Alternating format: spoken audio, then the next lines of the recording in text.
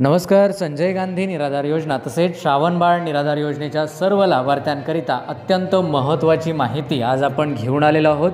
आज आपल्याकडे काही तालुक्यांची माहिती जी आहे तर ती प्राप्त झालेली आहे. तसेच नेमके अनुदान कधी येणार याविषयीची देखील माहिती जी आहे तर ती मंत्रालयाच्या विभागाकडून आपण प्राप्त केलेली आहे.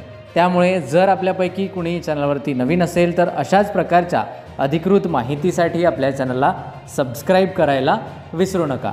चला तर वेळ न गमावता या व्हिडिओला सुरुवात करूया. त्याआधी लाभार्थ्यांना सांगू इच्छितो, जर तुमच्या मनामध्ये काही प्रश्न किंवा शंका असतील तर या व्हिडिओच्या डिस्क्रिप्शनमध्ये एका ऑफिशियल चॅनलची लिंक आहे, त्याला सबस्क्राईब करा आणि तिथे तुम्ही प्रश्न विचारू शकता. त्याऐवजी WhatsApp group, Telegram channel, WhatsApp channel याची देखील लिंक तुम्हाला डिस्क्रिप्शनमध्ये मिळेल. आमच्या वतीने एक अभियान चालवलं जात आहे.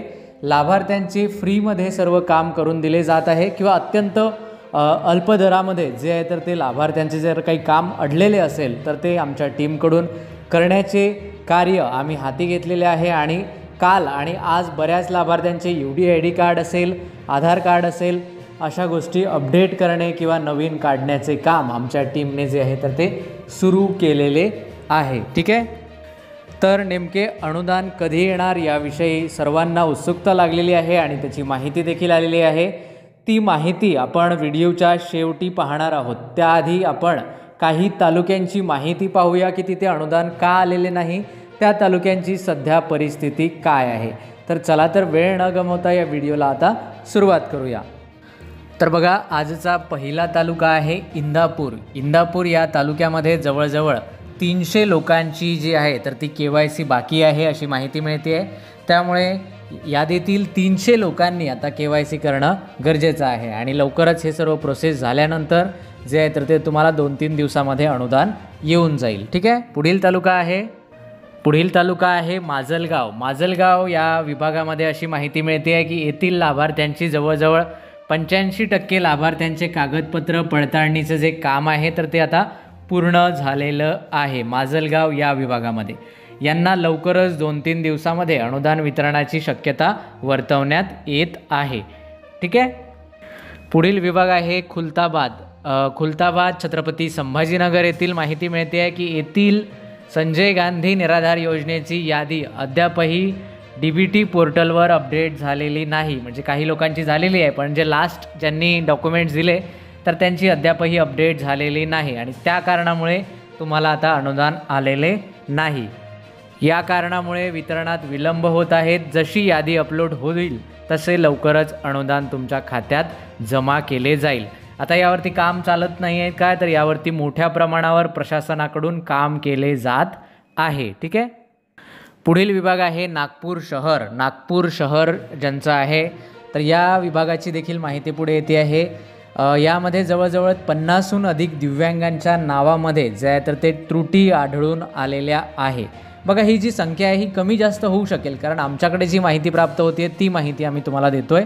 तर खास जी संख्या, एक्झॅक्टली संख्या ती तुम्हाला त्या तालुक्याच्या ठिकाणीच मिळेल. होऊ शकते आम्ही 50 म्हटलं पण इथे 60 लोकांची देखील असू शकते. कदाचित आमच्याकडे 10 लोकांची माहिती प्राप्त झालेली नसावी, त्यामुळे असे होऊ शकते. ठीक आहे. तर 50हून अधिक दिव्यांगांच्या नावामध्ये त्रुटी आढळून आलेल्या आहे आणि हे जे आहे तर ते दुरुस्ती करणे आता बंधनकारक आहे आणि त्यानंतर पुढील 2 ते 3 दिवसात अनुदान वितरणाची प्रक्रिया सुरू होणार आहे नागपूर शहर या विभागामध्ये. पुढील विभाग आहे देवगड. तर बघा, या देवगड विभागामध्ये ज्या सर्व योजना आहेत तर त्या योजनांपैकी जेवढी यादी आहे त्यापैकी 40, जवळजवळ 40च्या आसपास लोकांचे जे आहे तर ते मोबाईल नंबर लिंक नाही आहे आणि त्यामुळे तुम्हाला अनुदान वितरणात विलंब होत आहे. म्हणजे वेगवेगळ्या तालुक्याचे वेगवेगळे रिझन्स आहे, असं नाही. आता मोबाईल नंबर लिंक नसलेले आणखी देखील तालुके आहे, पण आपण वेगवेगळे रिझन्स घेऊन वेगवेगळे ज्याची माहिती प्राप्त झाली ती तुमच्यापर्यंत पोहोचवत आहे. तर जे काही लाभार्थी आहे ज्यांचं लिंक नाही आहे या विभागामध्ये, त्यांनी ते लिंक करणं अत्यंत बंधनकारक आहे. तर अशा प्रकारे जे आहे तर ते पुढील 2 ते 3 दिवसात तुम्हाला देवगड या विभागामध्ये अनुदान येऊन जाईल. ठीक आहे. पुढील विभाग आहे संगमेश्वर. रत्नागिरी विभागातील संगमेश्वर यामध्ये बघा, विधवा पेन्शनच्या ज्या महिला आहेत तर त्यांचे जे काही कागदपत्र आहे तर त्याची प्रक्रिया पडताळणी पूर्ण झालेली आहे. त्याचबरोबर बँकेची देखील तपासणी संपलेली आहे आणि सर्व लाभार्थ्यांना जे आहे तर ते आता पुढील 2 ते 3 दिवसात अनुदान येईल. येथील फक्त विधवा महिलांची माहिती मिळालेली आहे, बाकीच्यांच्या डॉक्युमेंटची माहिती आम्हाला प्राप्त झाली नाही. ठीक आहे.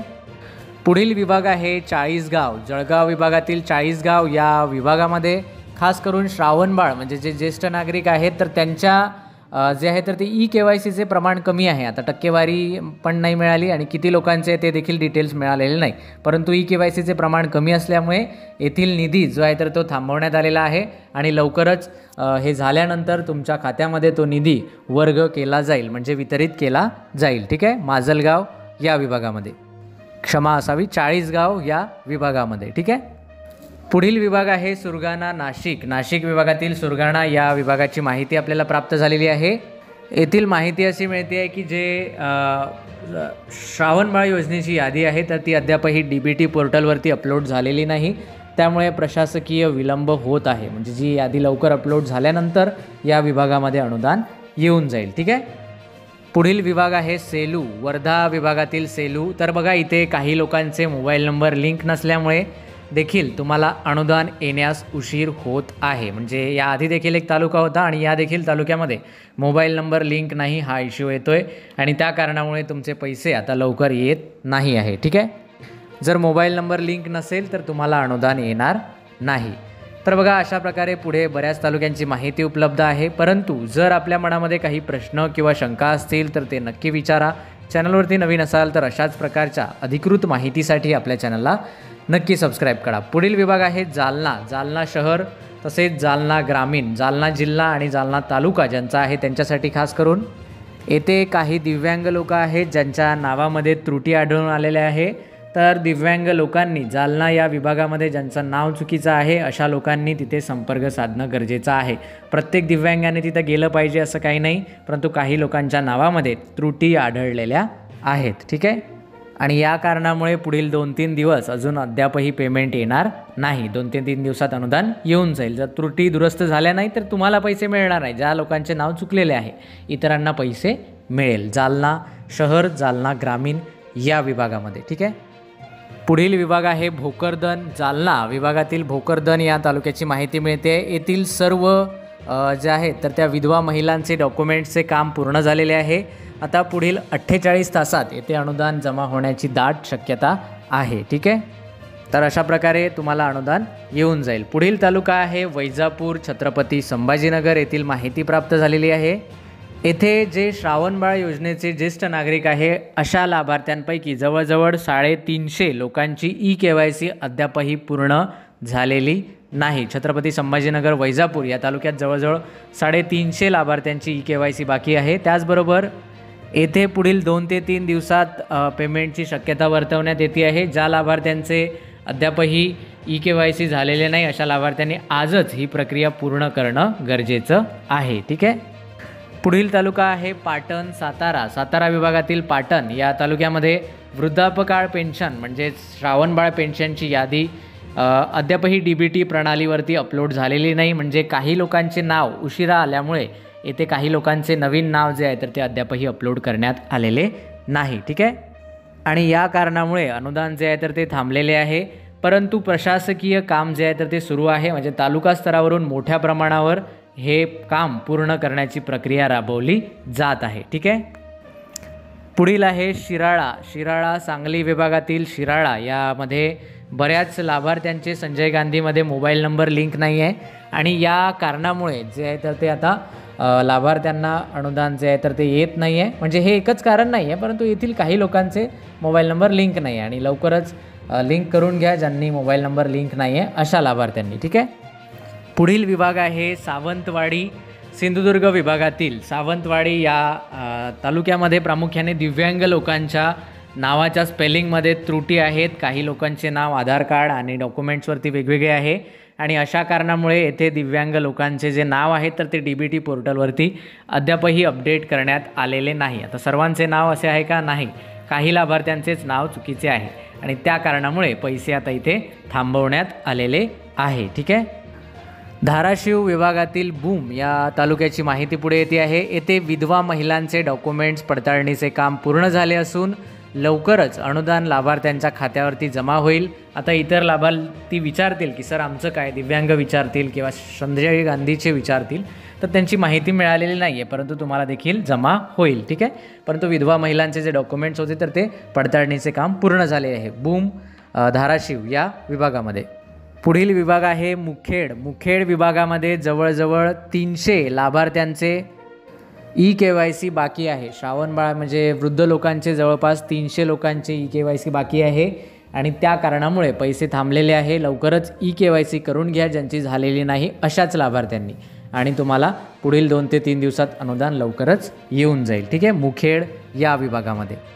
पुढील विभाग आहे देवणी लातूर. या विभागामध्ये काही प्रमाणात श्रावणबाळ योजनेचे जे यादी आहे तर ती DBT प्रणालीवर अद्याप अपलोड झालेली नाही आणि त्या कारणामुळे आता पैसे येण्यास विलंब होत आहे. तर लवकरच प्रशासनाने हे काम करावे अशी आशा आम्ही व्यक्त करतो आणि लवकरच काम झाल्यानंतर तुम्हाला तुमच्या खात्यात अनुदान येऊन जाईल. ठीक आहे.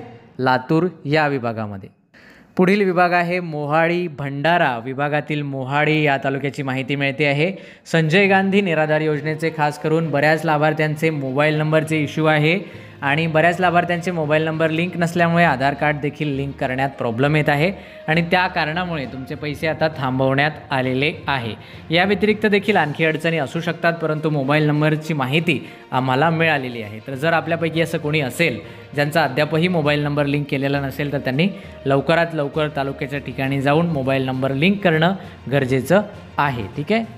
पुढील विभाग आहे कुरखेडा गडचिरोली. विभागातील कुरखेडा या तालुक्याची माहिती मिळते आहे.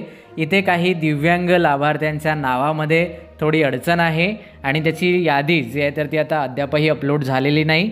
लवकरच ती यादी अपलोड होऊन तुम्हाला अनुदान तुमच्या खात्यात येईल. तर दिव्यांग लाभार्थ्यांच्या यादीमुळे कुरखेडा या विभागामध्ये पैसे आलेले नाही. ठीक आहे. तर बघा, अशा प्रकारे एवढ्या तालुक्यांची माहिती आमच्याकडे उपलब्ध झालेली होती. जर तुम्हाला ही माहिती आवडली असेल तर इतरांपर्यंत माहिती शेअर करायला विसरू नका. चॅनलवरती नवीन असाल तर अशाच प्रकारच्या अधिकृत माहितीसाठी आपल्या चॅनलला सबस्क्राईब करायला विसरू नका. आता बघा, आपण सांगितल्याप्रमाणे व्हिडिओच्या शेवटी तुम्हाला अनुदान कधी येणार आणि मंत्रालयीन स्तरावरून याची काय माहिती प्राप्त झाली आहे ते देखील सांगणं अत्यंत गरजेचं आहे. तर तुम्हाला सांगू इच्छितो, मंत्रालयीन स्तरावरून जे आहे तर ते मोठ्या प्रमाणावरती लाभार्थ्यांच्या खात्यामध्ये अनुदान कसे जमा केले जाईल याबद्दलची जी प्रक्रिया आहे तर ती चालू केल्या गेली आहे. परंतु बऱ्याच दिव्यांग लाभार्थ्यांना मागच्या महिन्यामध्ये 2500 ऐवजी 1500 रुपये मिळाल्यामुळे दिव्यांगांच्या तक्रारी मंत्रालयीन स्तरावर गेल्यामुळे जे आहे तर ते त्यांचे असे म्हणणे आहे की सर्व दिव्यांग लाभार्थ्यांना यावेळेस 2500 रुपये मिळाले पाहिजे. आणि काही लोकांचे आधार कार्ड अपडेट नसल्यामुळे किंवा UDIDला लिंक नसल्यामुळे, UDIDला मोबाईल नंबर लिंक नसल्यामुळे, आधार कार्ड लिंक नसल्यामुळे त्या अडचणींना मंत्रालयीन स्तरावर जे आहे तर ते सामोरे जावे लागत आहे आणि अशा कारणामुळे तुम्हाला जे आहे तर ते आता पैसे आलेले नाही. त्यामुळे अद्यापही जर कोणी जागं झालेलं नसेल तर लवकरात लवकर जागे व्हा आणि आपले डिटेल्स तुरंत अपडेट करून घ्या. ठीक आहे. आणि जर कुणाला येत नसेल तर आमच्या WhatsApp नंबरला संपर्क साधा. WhatsApp ग्रुपला ॲड व्हा आणि ॲडमिनला तुम्ही संपर्क करू शकता. त्यानंतर तुम्हाला आमच्याकडून देखील मदत केली जाईल. तर अशा प्रकारे आजची ही महत्त्वपूर्ण माहिती होती. व्हिडिओ आवडला असेल तर महाराष्ट्रातील सर्व लाभार्थ्यांपर्यंत हा व्हिडिओ पोहोचवायला विसरू नका. त्याचबरोबर चॅनलवरती नवीन असाल तर अधिकृत माहिती मिळवण्यासाठी आपल्या चॅनलला नक्की सबस्क्राईब करा. धन्यवाद. नमस्कार.